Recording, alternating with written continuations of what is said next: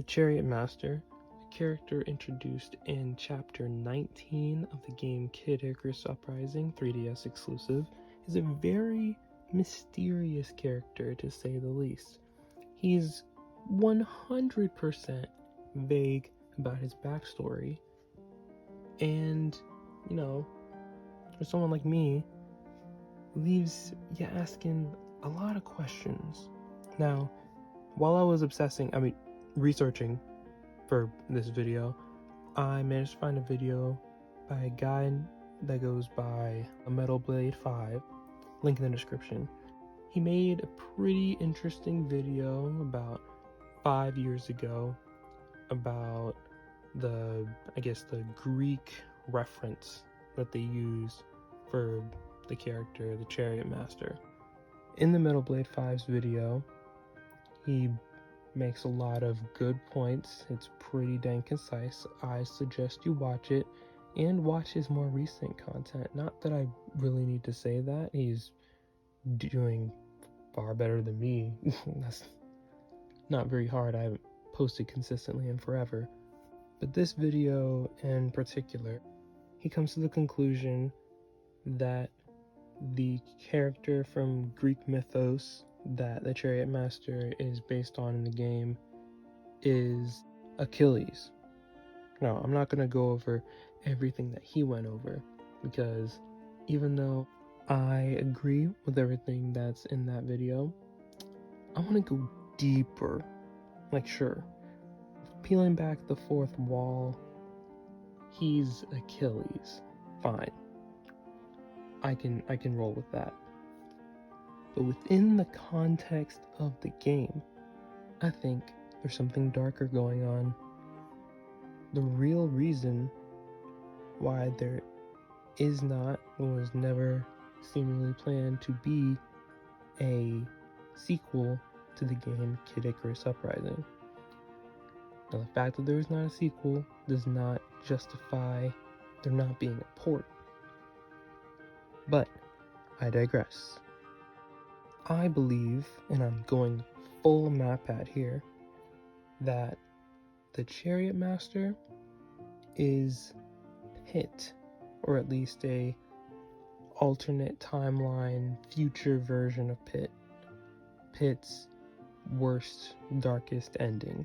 Now, I will admit, this theory does start in the basis of aesthetic and design choices.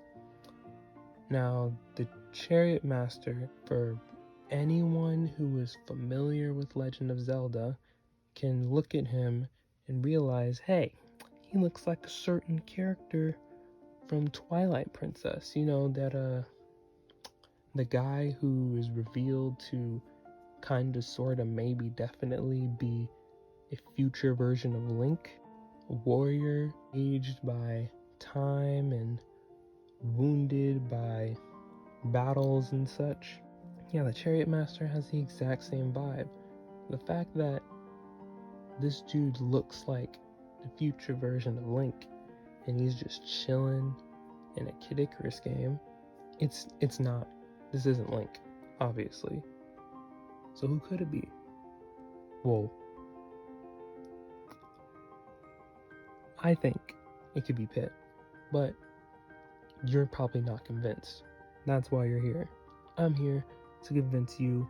That's right. Hello, Internet.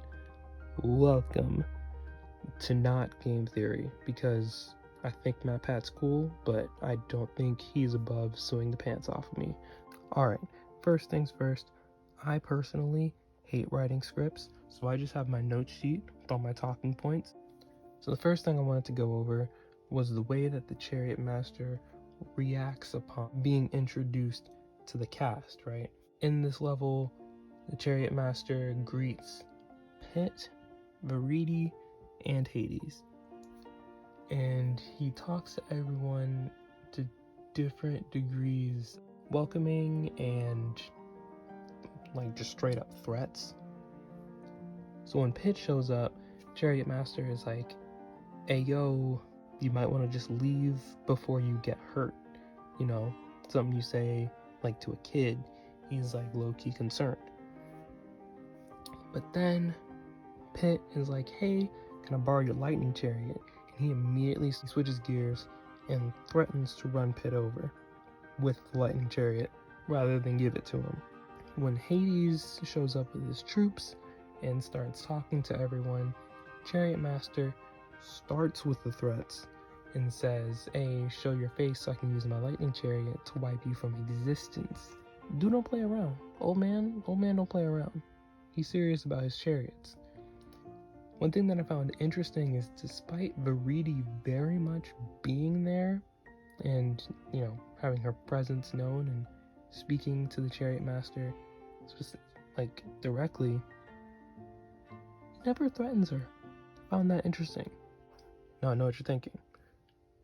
Okay, so you think that Old Man Pit would threaten his younger self. Now look, hear me out. Dude has been through a lot, okay? He might be a little grumpy.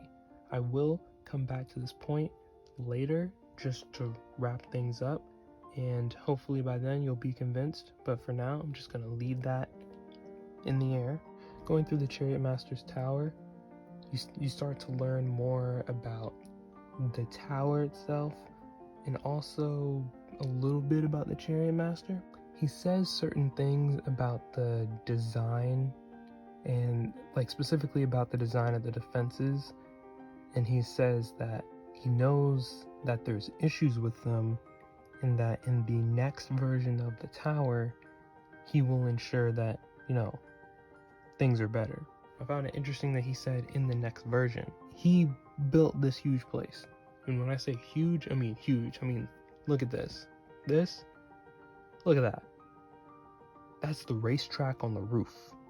You play the game. I spent 30 minutes recording. Power Flight only lasts for 5 minutes, which means I spent 25 minutes walking up a tower in a video game. In this game, usually, I can breeze through a level, alright? Like 10 minutes tops. I legitimately spent 30 minutes on this level. Like, yeah, you'll see I stopped here and there, but I wasn't trying to hang around. I was just going at normal pace. The fact that he is alluding to being the one who built and designed the tower leads me to question, you know, little details and tidbits about the tower.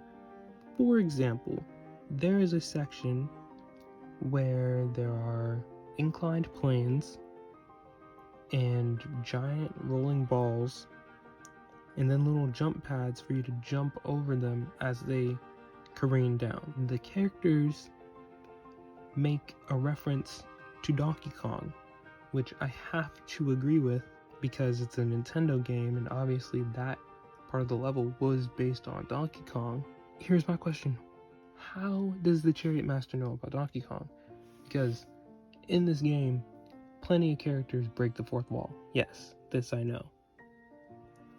But usually those are the characters who are sticking around for a while. Characters that I know to have broken the fourth wall are Pit, Viridi, Pyron, and Hades. I can't think of an instance where Palutena broke the fourth wall, but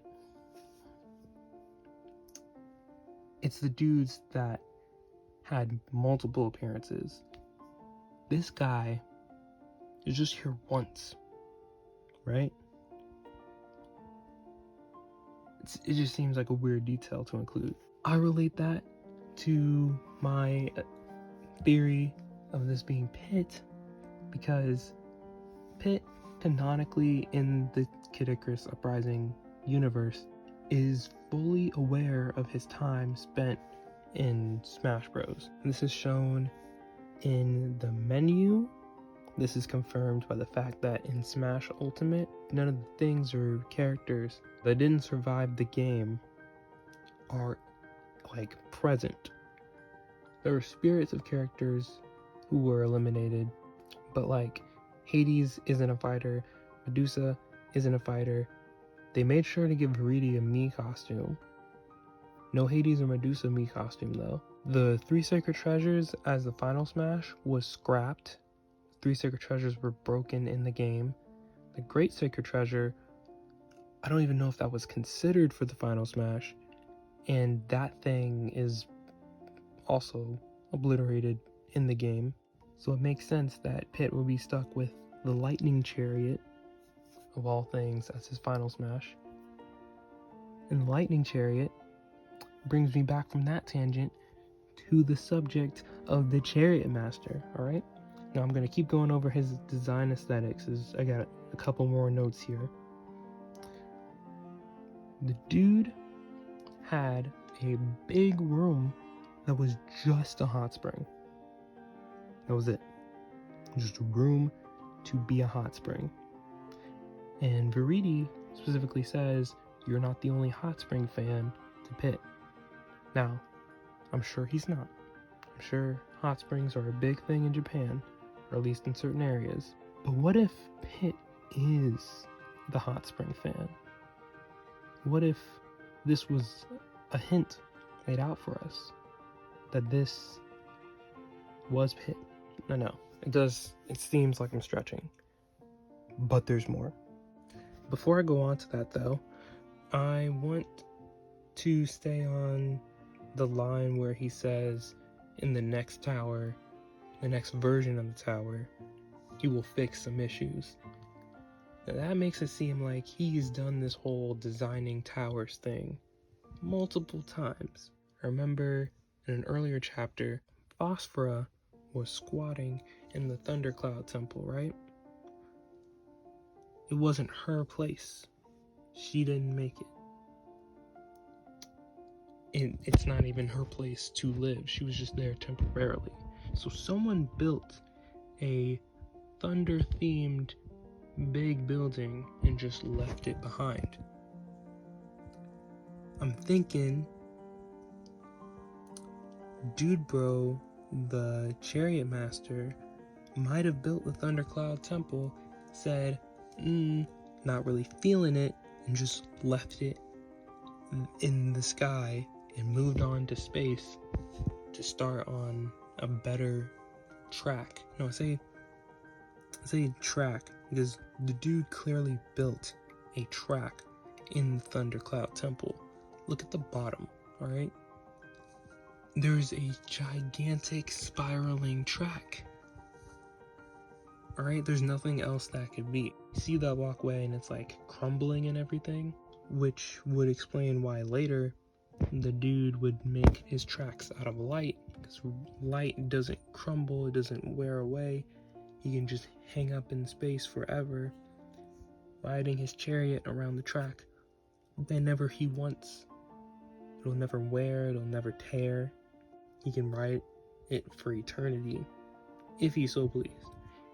It is shown canonically that he either lets Foss and Lux out to just run through space, or he takes them out and just careens through the stars whenever he feels like. That is also another point that I'll be coming back to later. For now, I'm going to get back to more evidence. In the level, as you're going up through levels in the tower, you do see that the dude just owns an ether ring casually, right? And it's questioned, why does he own the vehicle of the gods? And his response is, isn't it obvious? So Viridi's like, why are you saying you're a god? And he's like, I'm not saying anything. And then she gets mad and says, then why'd you even bring it up? I think, right, in this moment, he expected to be recognized by Viridi. He said, isn't it obvious?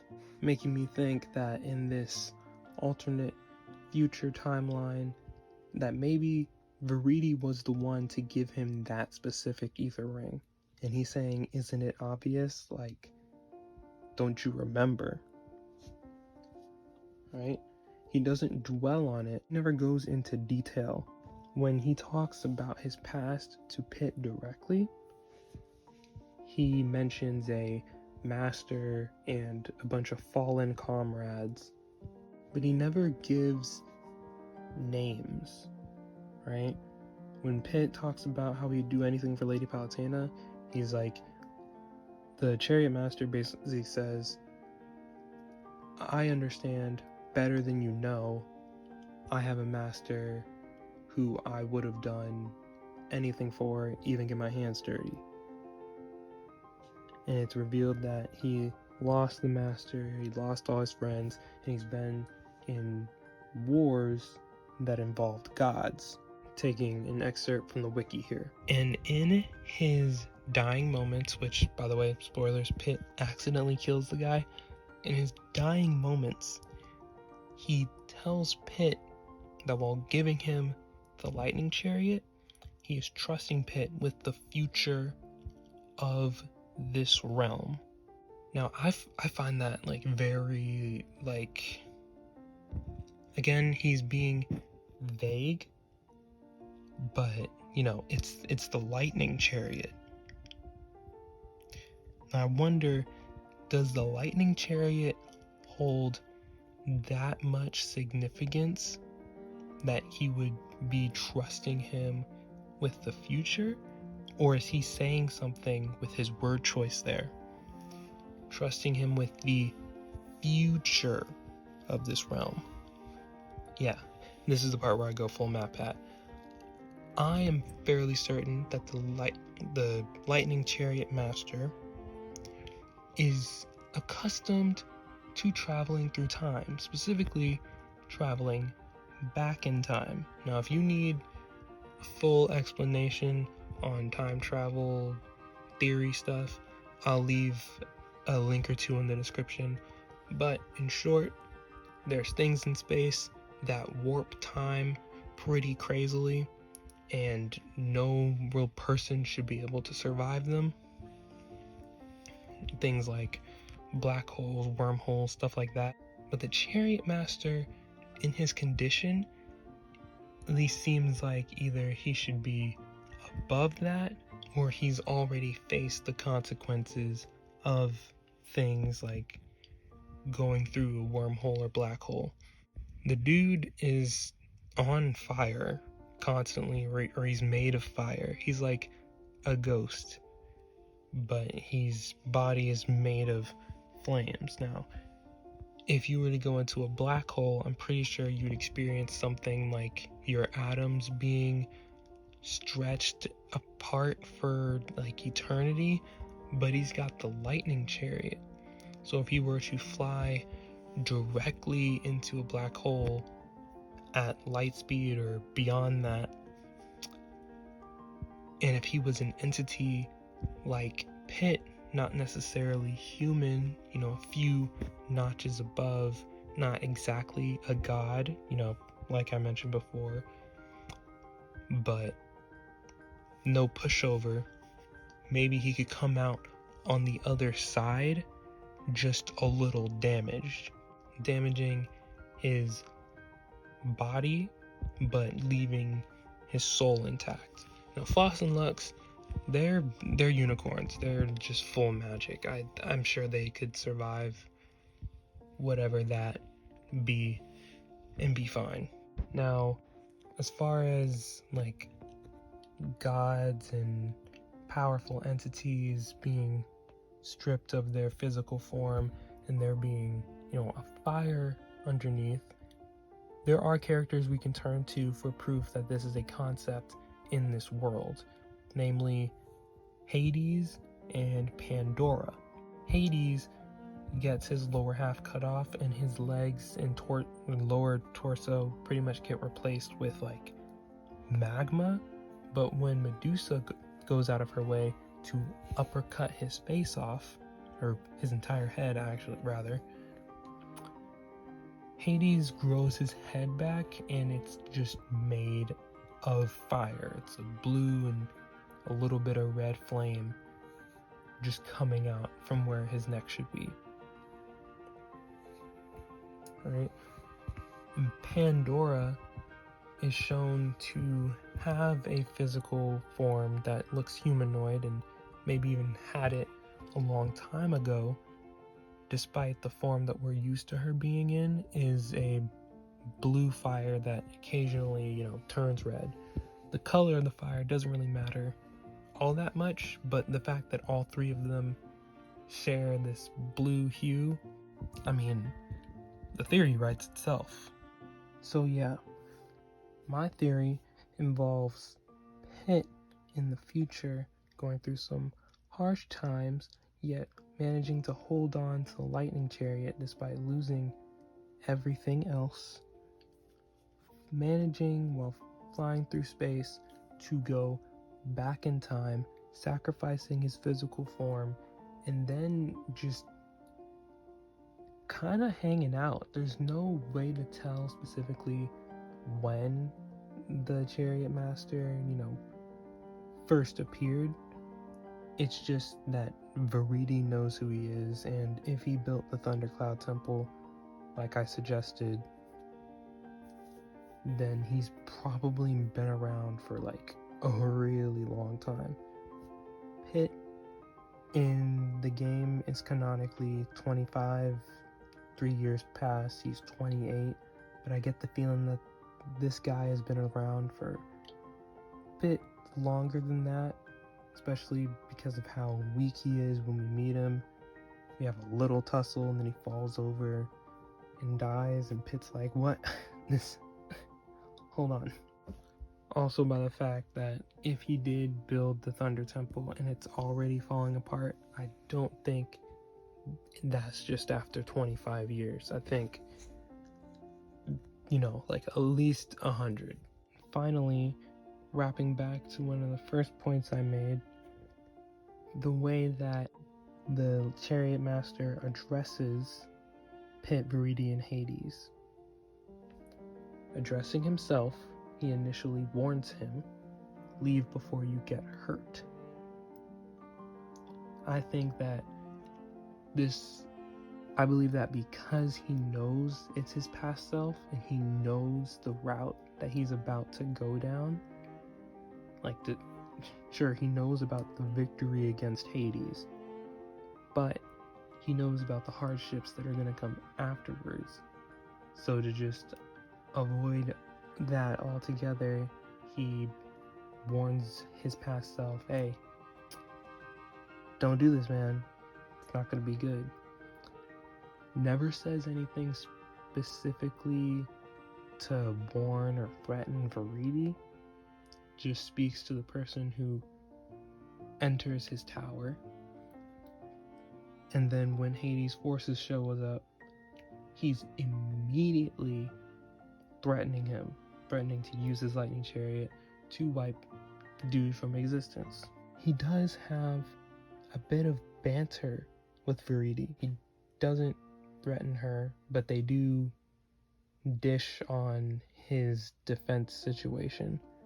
He doesn't defend himself verbally against Hades, and he doesn't talk to Pit outside of the conversation about the lightning chariot and telling him he should probably leave.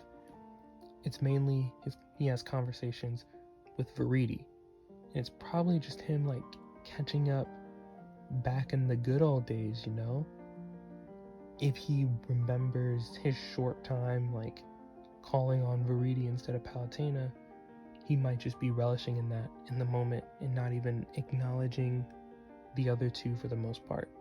Now, towards the end, he does get quiet, and I'm pretty sure that's because he's preparing for Pit to come so that he can pass the torch in a way by giving him, not just giving him the lightning chariot, but testing him before acknowledging him as worthy to, use the lightning chariot. Now, I believe that he designed this tower specifically to train Pit, because Viridi talks to him about the defense situation, and despite what he says, I think he was just playing dumb because he knew Pit could hear. All of his defenses seem to be designed for a ground enemy. The amount of characters that are capable of flying in the Kid Icarus game, Palutena makes a joke early on, I think it was chapter 3 or 4, when you're fighting Huge Rosh, he's like, it seems like everyone can fly except you, Pit. This had to be intentional. Like, he had to know that someone on foot was going to walk into the tower. I mean, the tower's in space. Someone's obviously going to fly there. But once they're inside, he was counting on their feet being on the ground because he put mines and electricity in the floor. He had traps set up specifically for Pit. Now, whether that is to deter him and keep him away, or to see if he thinks he's ready, I can't say, but there's no way he wasn't specifically designing that for Pit. That doesn't make sense. So yeah, that's showbiz, baby.